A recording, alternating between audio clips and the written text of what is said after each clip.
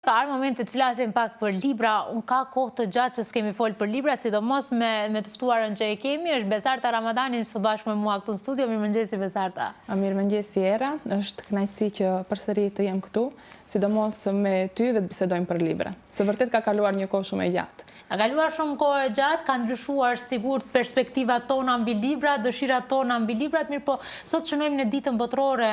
të librit, mendon që ne na është rrit vetdia për të vlerësuar librin ashtu si që e ka nevoja? Tash mund të themi domethënë se libri dhe të lexuarit është një nga shtyllat kryesore që njeriu të zhvillohet, por jo vetëm njeriu, por gjithashtu edhe shoqëria. Përsa i përket rritjes vetëdijes për lexim, është, mund të them, një temë disi pak e ndjeshme, sepse domethënë edhe me çështjen e teknologjisë që po ndikon dukshëm në çështjen e leximit,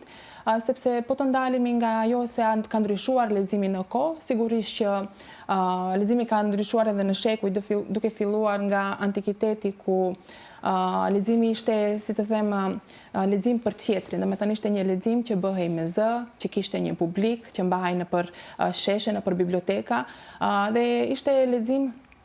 që realizohej zakonisht nga shkrimtarët, filozofët, studiosit e ndryshëm, dhe ata pra lexonin për publikun, dhe libri nuk ishte lehtë i qasshëm, sepse ata libra të shkruar që ishin vetëm për atë elitën ose ajkën e shoqërisë. Sigurisht më pas kemi edhe periudhën e mesjetës ku leximi vazhdon të jetë me zë, vazhdohet të lexohet për tjetrin. Këtu ka një kufizim të leximit, shkaku se ndalemi vetëm në ato tema fetare, dhe mbaheshin këto lexime në manastire të ndryshme. Pastaj sigurisht me shekuj dhe me ndryshimin e kohës, nga shekulli 15 ku kemi dhe paraqitjen e shekulli 15-18, i themi atë hapësirë kohore, kemi dhe shtypshkronjën e parë,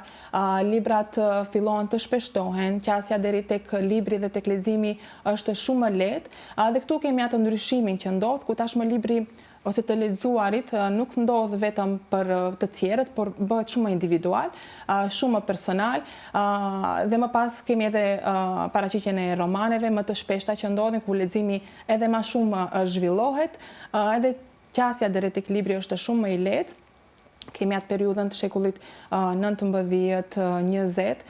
ku tash mund të themi se leximi i librit bëhet shumë personal, deri diku edhe lexim intim që njeriu e ka vetëm për vete, që e lexon në heshtje. Sigurisht në këtë periudhë mund të themi që edhe, sepse në të kaluarën kemi pasur edhe atë mungesa e leximit nga ana e gjinisë femërore, ku ata nuk kanë arritur që të arrin deri tek libri dhe deri tek të lexuarit, në një farë mënyre ishte tabu për atë kohë. Sigurisht që edhe gratë fillojnë të lexojnë, bile kemi dhe një shembull që jep Virginia Woolfi, një nga shkrimtarët feministe të cilat mendoj se në çdo intervistë të mundshme e kam përmendur, është dhe shembulli kur ajo shkon në një bibliotekë, dhe sigurisht i ndalohet hyrja për arsye se është grua dhe nuk është e shoqëruar me një profesor të saj apo me një mashkull, por që me kohën sigurisht që ndryshojnë. Pastaj kemi edhe shekuj të tjerë, me thënë që në të kaluarën, me thënë ku ka pasur mungesë të librit, ndërsa tash librin e kemi kudo, dhe kemi një qasje shumë të lehtë të librit, por ajo që ka ndryshuar, ndoshta mund të themi se librin e kemi vazhdimisht në dorë, por nuk e di se sa është ajo dashuria në krahasim me të kaluarën, sepse kur e ke mungesë, ndoshta vlen ajo shpreha që kur e ke mungesë e kërkon më shumë dhe e do më shumë, ndërsa kur nuk e ke mungesë, disi distancohesh. Sigurisht kjo vjen edhe si faktor e ndryshimeve të kohës, e teknologjisë, sidomos teknologjia është një nga faktorët kyç që ndoshta mund të themi e ka shkëputur disi lexuesin nga të lexuarit dhe nga libri. Por që përsëri, me që tani kemi ato anët pozitive dhe anët negative që na ka ardhur nga zhvillimi i teknologjisë. Pozitive mund të themi se libri mund ta gjejmë kudo, e kemi në forma të ndryshme. Mjafton, kemi qasje në të gjitha bibliotekat dhe në të gjitha libraritë dhe universiteteve të ndryshme. Mjafton vetëm që të shkruajmë në Google librin që duam dhe menjëherë mund ta gjejmë për dallim nga e kaluara. Sigurisht që sa më shumë libra të kemi, sa më shumë lexime të kemi, ndonjëherë kjo ndikon edhe negativisht për arsye të informacioneve të shumta që ndonjëherë edhe nuk dim ti menaxhojmë dhe ato shpërthejnë sa që nuk i kemi në kontroll, por që në përgjithësi në qoftë se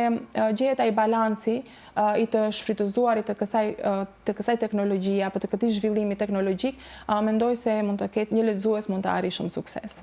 Në fakt na përmblodhe, na bëri një përmbledhje shumë të bukur të aspektit historik të librit. Mirë po, në kuadër të këtij zhvillimi, vitet e fundit, flasim nga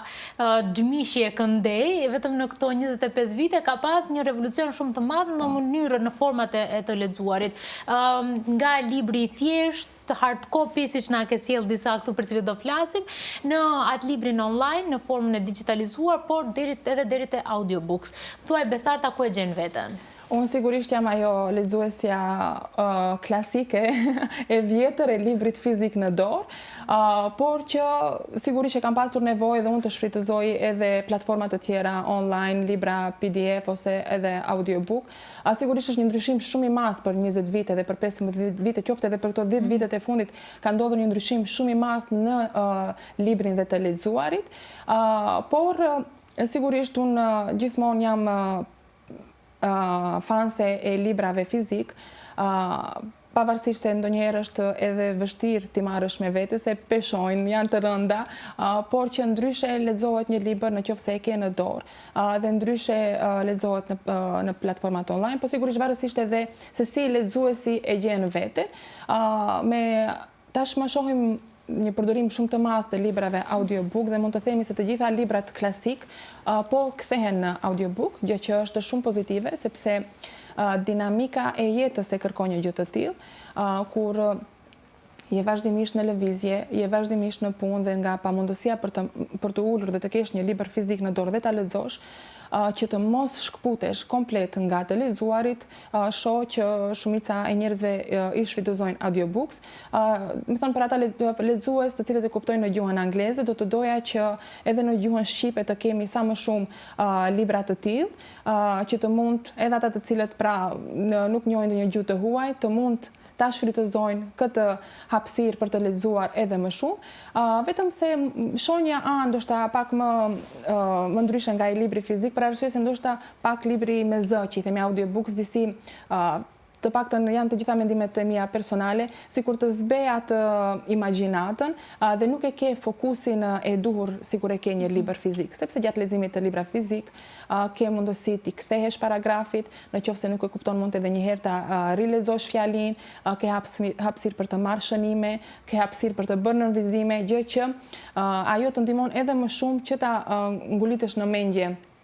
atë që po lexon, për ndryshim nga audiobooksi që është vetëm një libër që mund ta lexosh për çështje të kënaqësisë, domethënë të shfrytëzimit të kohës që e ke lirë, por që sigurisht edhe ajo është një formë të lexuarit dhe më mirë të gjesh një formë që të vjen ti më lehtë se sa mos lexosh fare.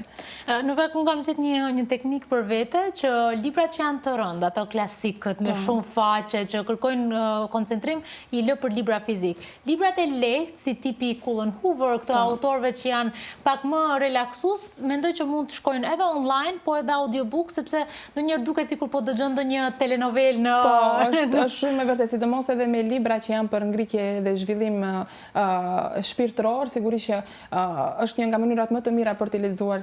për t'i ndjekur si audiobooks t'i themi, sepse në një farë mënyrë sikur marrësh këshilla, një farë forme podcasti t'i themi,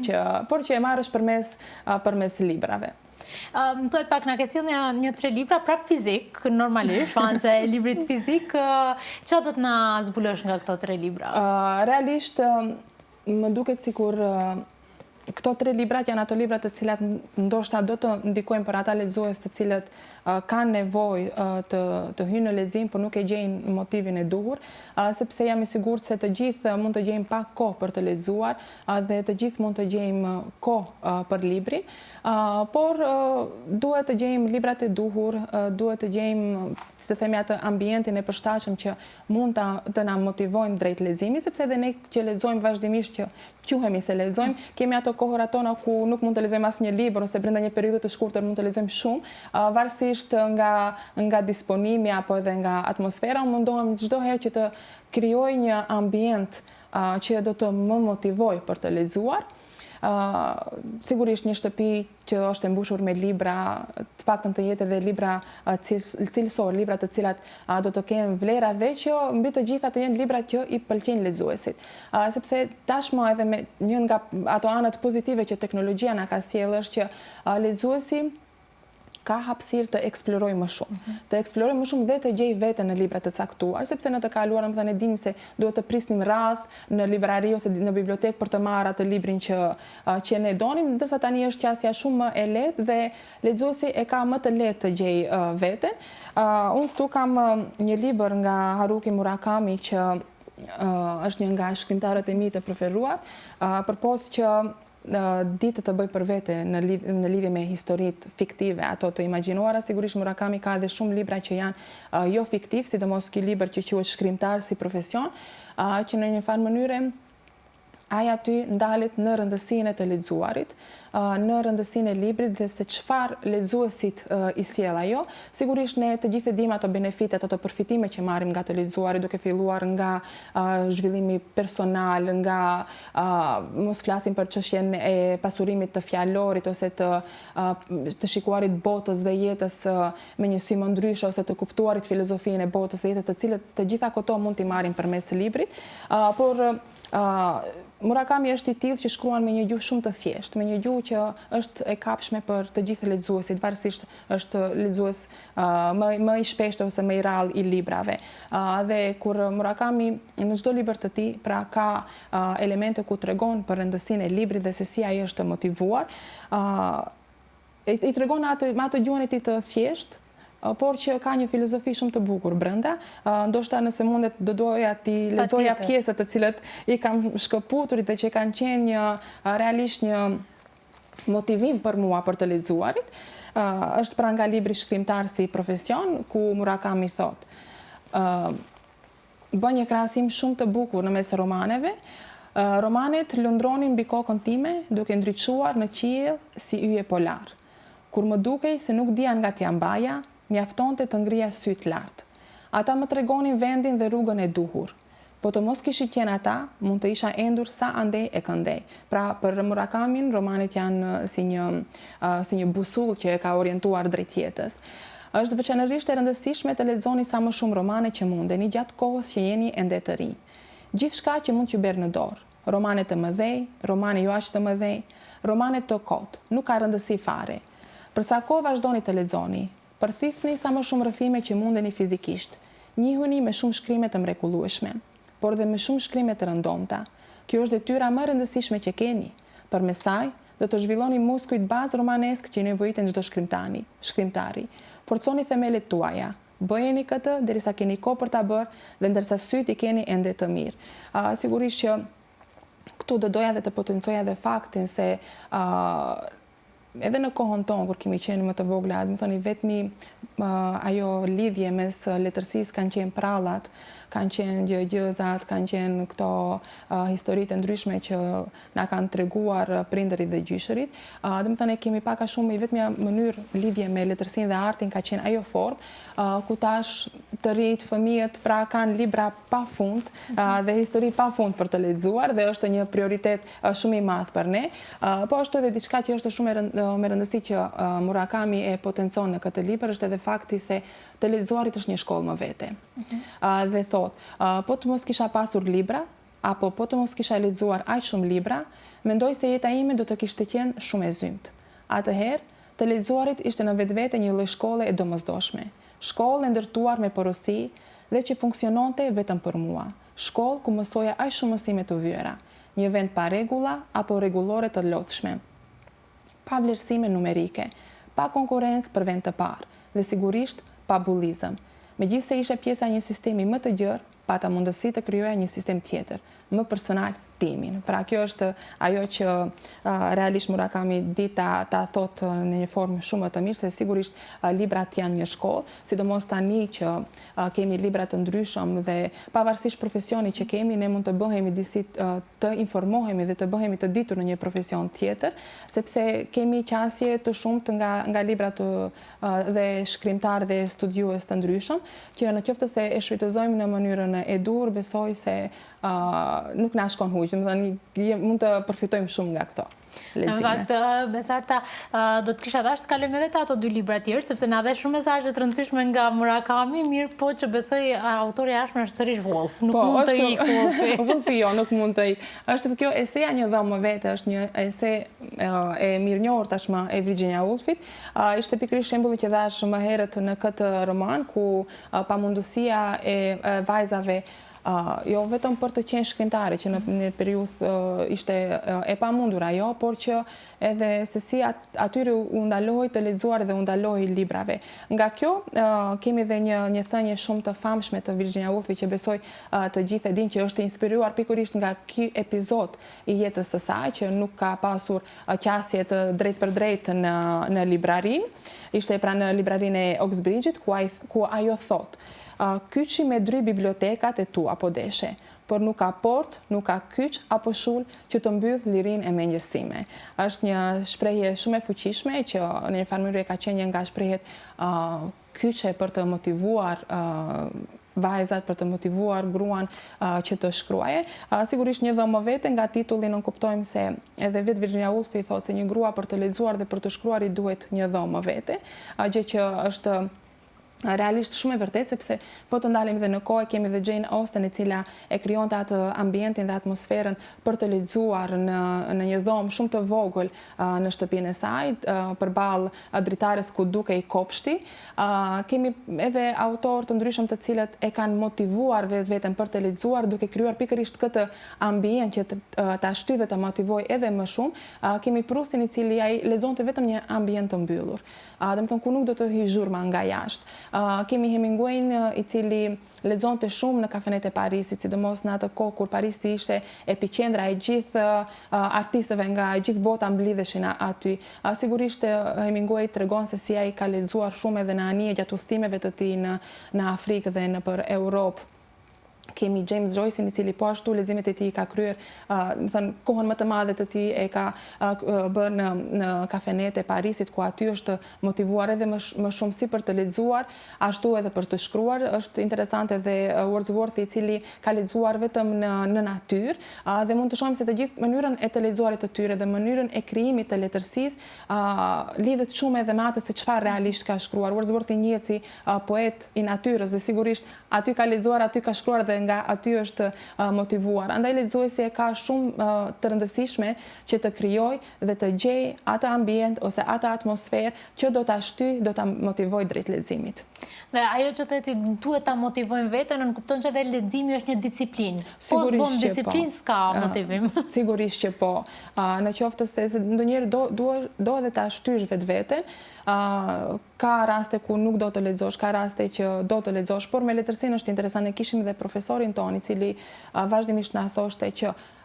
e ke filluar një libër dhe nëse nuk të ecë, lëre në gjys, më mirë lëre, sepse nuk do ta shijosh dhe nuk do nxjerrish ato gjërat e duhura që duhet nga libri nëse është i detyruar. Andaj, sa është disiplinë, aq edhe duhet ta mbash veten të motivuar dhe të jesh i dashuruar pas leximit. Po edhe kjo mund të krijohet edhe brenda viteve, nuk do me thënë se nuk arrihet. Po, në fakt është mendoj që një mendim kështu që lexuesit o lindin o nuk lexojnë fare. Jo, lexuesit bëhen me kohën. Domethënë, ka lexuesit, mund të themi se janë të lindur që nga fëmijëria, janë ata lexues të cilët rriten në ambient mes librash. Tek ne, tek shoqëria jonë, jo gjithmonë ka një fëmijë atë fat që të rritet mes librash, po unë që njoh lexues të mrekullueshëm që janë bërë me vite, sidomos edhe kur ndoshta kur je fëmijë dhe shkolla fillore të mesme pak kërkojnë atë ndikim nga ana e profesorëve ose nga ana e prindit, për kur që arrin në një moshë kur je i vetëdijshëm, besoj se njeriu e ka vetë në dorë, nëse do të jetë lexues i rregullt ose jo. Besarta, si e motivon ti veten për të lexuar